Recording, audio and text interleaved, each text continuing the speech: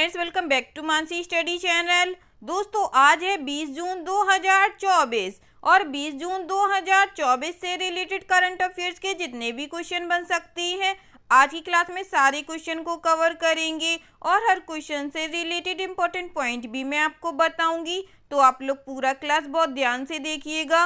और दोस्तों, ये क्लास आपकी मॉर्निंग सुबह 7 AM पे डेली लाइव आती है। आप सभी लोग सुबह 7 बजे इस क्लास के लिए तैयार रहा करिए। इससे आपकी तैयारी करंट अफेयर्स में बेहतर होने वाली है और आगे आने वाले सभी एग्जाम में आप लोग करंट अफेयर्स में बहुत अच्छा सा रिस्पांस दे पाएंगे। तो चलिए आगे बढ़ते हैं और आज का पहला क्वेश्चन देखते हैं। आज का पहला क्वेश्चन लिखा है, 2 दिवसीय भारत IORA क्रूज पर्यटन सम्मेलन किस शहर में संपन्न हुआ? Which city did the 2-day India IORA cruise tourism conference conclude in? First option है बेंगलुरु में, सेकंड ऑप्शन है न्यू दिल्ली में, थर्ड ऑप्शन है हैदराबाद में या फोर्थ ऑप्शन है अहमदाबाद में।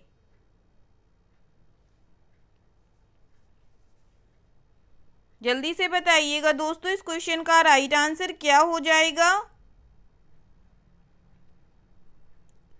इस क्वेश्चन का जो राइट आंसर हो जाएगा फ्रेंड्स, वह है हमारा option number B, New Delhi में। चलिए इस क्वेश्चन से रिलेटेड इंपॉर्टेंट पॉइंटों को पढ़ते हैं। 2 दिवसीय भारत IORA क्रूज पर्यटन सम्मेलन नई दिल्ली में संपन्न हुआ। सम्मेलन में हिंद महासागर रिम एसोसिएशन IORA सदस्य देशों Bangladesh, Kenya, Madagascar, Maldives, Mozambique, Sri Lanka, दक्षिण अफ्रीका, सेशेल्स और तंजानिया के अधिकारियों और विशेषज्ञों ने भाग लिया। सम्मेलन ने हितधारकों को IORA सदस्य देशों में क्रूज पर्यटन क्षेत्र को विकसित करने और मजबूत करने की दिशा में सर्वोत्तम प्रथाओं और नीतिगत पहलों को साझा करने के लिए एक मंच प्रदान किया है। ठीक है दोस्तों, चलिए आगे बढ़ते हैं और नेक्स्ट क्वेश्चन देखते हैं। नेक्स्ट क्वेश्चन लिखा है फ्रेंड्स, अगस्त 2024 में कौन सा देश पहला बहुराष्ट्रीय वायु अभ्यास तरंग शक्ति की मेजबानी करेगा? Which country will host the first multinational air exercise तरंग शक्ति इन अगस्त 2024? फर्स्ट ऑप्शन है भारत, सेकंड ऑप्शन है रूस, थर्ड ऑप्शन है जापान, फोर्थ ऑप्शन है USA।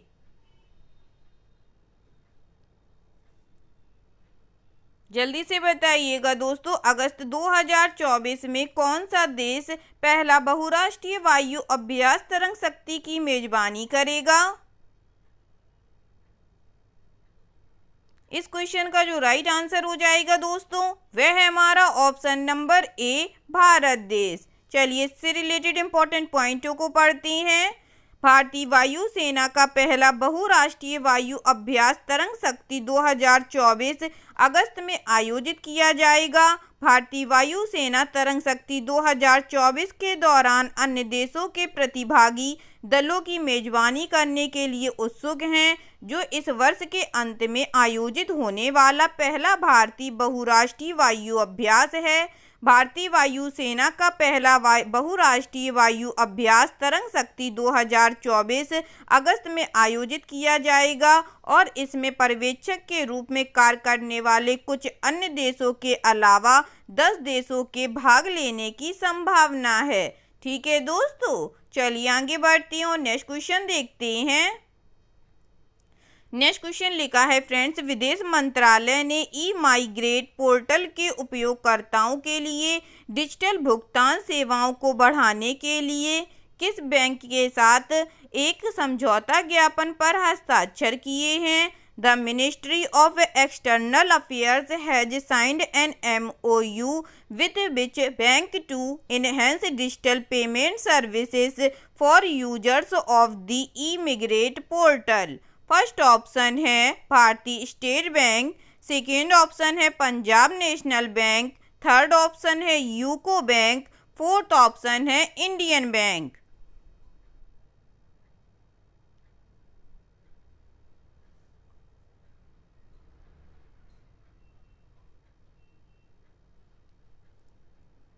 जल्दी से बताइएगा दोस्तों, इस क्वेश्चन का राइट आंसर। इस क्वेश्चन का जो राइट आंसर हो जाएगा फ्रेंड्स, वह है हमारा ऑप्शन नंबर ए, भारतीय स्टेट बैंक। चलिए इससे रिलेटेड इंपॉर्टेंट पॉइंटों को पढ़ती हैं। विदेश मंत्रालय और भारतीय स्टेट बैंक ने ई माइग्रेट पोर्टल के उपयोगकर्ताओं के लिए डिजिटल भुगतान सेवाओं को बढ़ाने के लिए समझौता ज्ञापन पर हस्ताक्षर किए। यह समझौता ज्ञापन एसबीआई के भुगतान गेटवे SBI ई-पे के ई माइग्रेट पोर्टल के साथ सफल एकीकरण के बाद लागू हो जाएगा।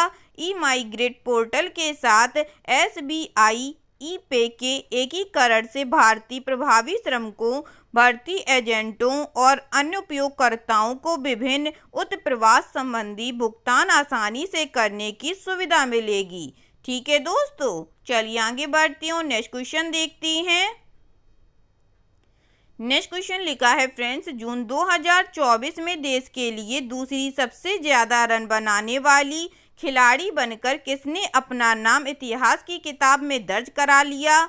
इन June 2024, who etched her name into the history book by becoming the second highest run score for the nation? First option है हरलीन देओल, सेकेंड ऑप्शन है हरमनप्रीत कौर, थर्ड ऑप्शन है रेणुका सिंह, फोर्थ ऑप्शन है स्मृति मंथाना।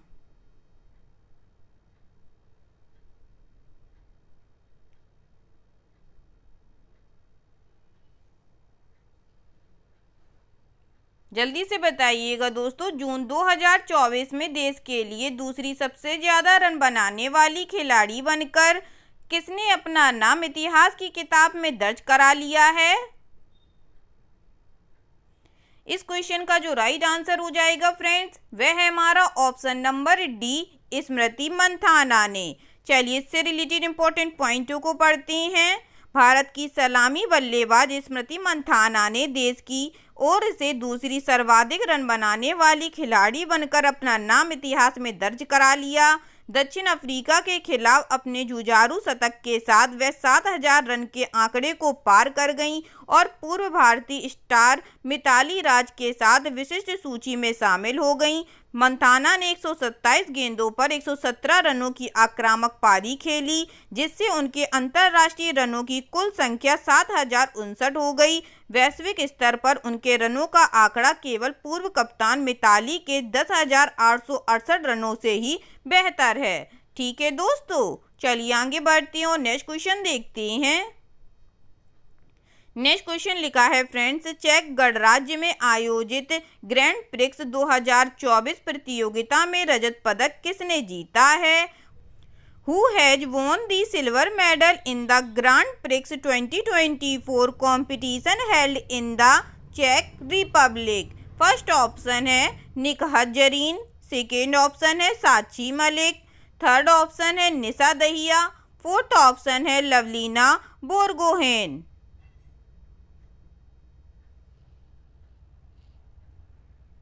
बताइएगा दोस्तों, चेक गणराज्य में आयोजित ग्रांड प्रिक्स 2024 प्रतियोगिता में रजत पदक किसने जीता है?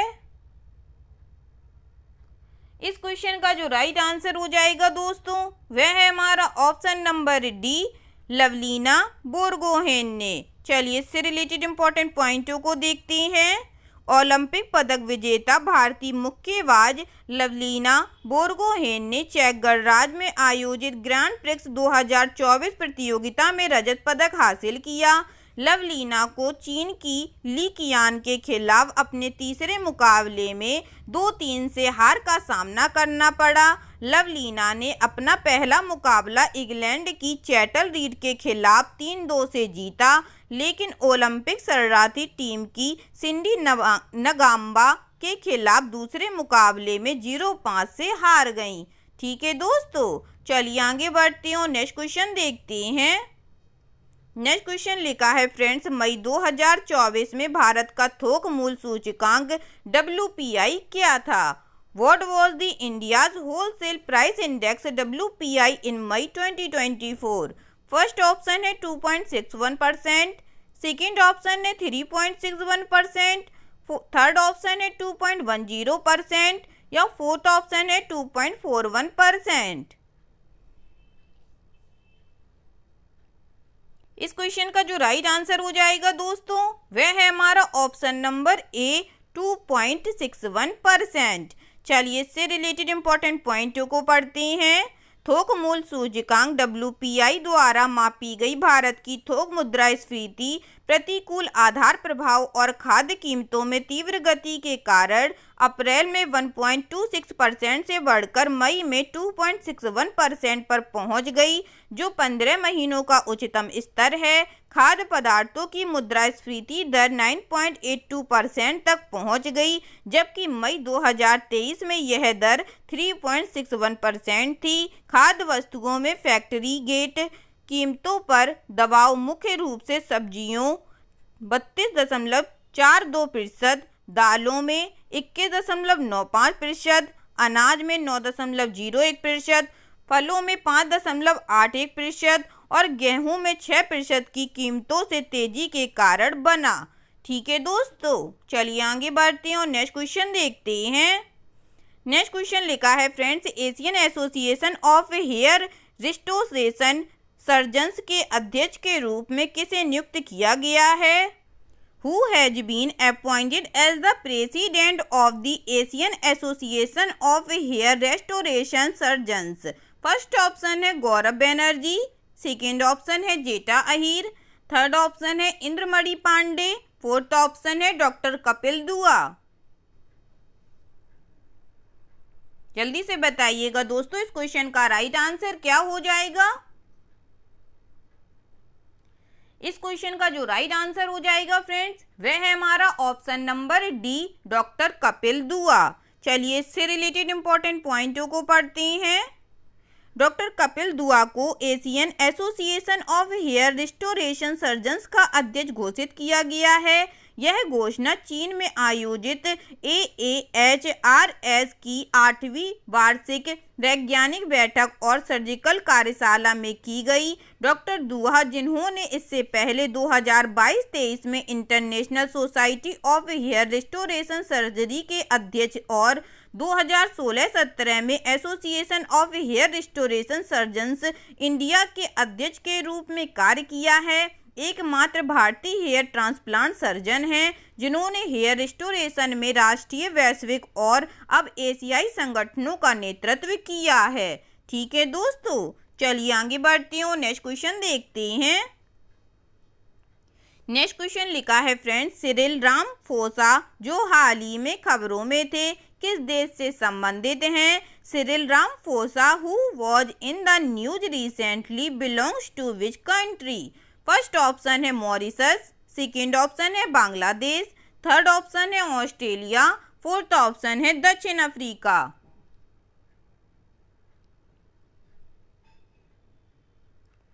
जल्दी से बताइएगा दोस्तों सिरिल रामाफोसा जो हाल ही में खबरों में थे किस देश से संबंधित हैं? इस क्वेश्चन का जो राइट आंसर हो जाएगा फ्रेंड्स वह है हमारा ऑप्शन नंबर डी दक्षिण अफ्रीका से। चलिए इस क्वेश्चन से रिलेटेड इंपॉर्टेंट पॉइंटों को पढ़ते हैं। दक्षिण अफ्रीकी संसद द्वारा निर्वाचित होने के बाद सिरिल रामाफोसा ने दक्षिण अफ्रीका के राष्ट्रपति के रूप में दूसरा कार्यकाल सुरक्षित कर लिया है। सिरिल रामाफोसा को उनकी अफ्रीकी राष्ट्रीय कांग्रेस पार्टी और केंद्र दक्षिणपंथी डेमोक्रेटिक अलायंस और अन्य छोटी पार्टियों के बीच गठबंधन सरकार बनाने के लिए समझौते पर हस्ताक्षर होने के बाद पुनः निर्वाचित किया गया। सिरिल रामाफोसा 15 फरवरी 2018 को पहली बार दक्षिण अफ्रीका के राष्ट्रपति चुने गए। ठीक है दोस्तों, चलिए आगे बढ़ते हैं और नेक्स्ट क्वेश्चन देखते हैं। नेक्स्ट क्वेश्चन लिखा है फ्रेंड्स, पीटर पेलेग्रिनी ने किस देश के राष्ट्रपति के रूप में शपथ ली? Peter Pellegrini was sworn in as the president of which country? First option है स्लोवाकिया, सेकेंड ऑप्शन है रोमानिया, थर्ड ऑप्शन है हंगरी, फोर्थ ऑप्शन है लिथुआनिया। जल्दी से बताइएगा दोस्तों पीटर पेलेग्रिनी ने किस देश के राष्ट्रपति के रूप में शपथ ली है?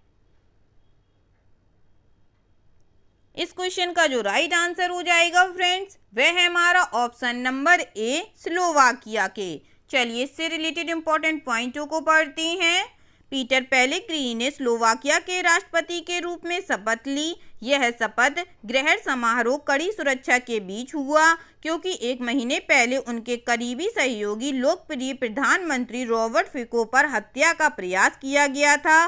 पेलेग्रिनी ने संसद के विशेष सत्र में अपने भाषण में राष्ट्रीय एकता का आह्वान किया। यह भाषण स्लोवाक फिलहार्मोनिक की सीट पर आयोजित किया गया था। 1993 में चेकोस्लोवाकिया के विघटन के बाद स्वतंत्रता प्राप्त करने के बाद से वे स्लोवाकिया के छठे राष्ट्रपति बन गए। ठीक है दोस्तों, चलिए आगे बढ़ते हैं और आज का लास्ट क्वेश्चन देखते हैं। आज का लास्ट क्वेश्चन लिखा है friends, V Shantaram life time achievement award 2024 से किसे सम्मानित किया गया है? Who has been awarded V Shantaram life time achievement award 2024? First option है दीपक सेनोय, सेकेंड ऑप्शन है नीली बेंदापुरी, थर्ड ऑप्शन है सुबैया नल्लामुथु, फोर्थ ऑप्शन है शांति लकड़ा।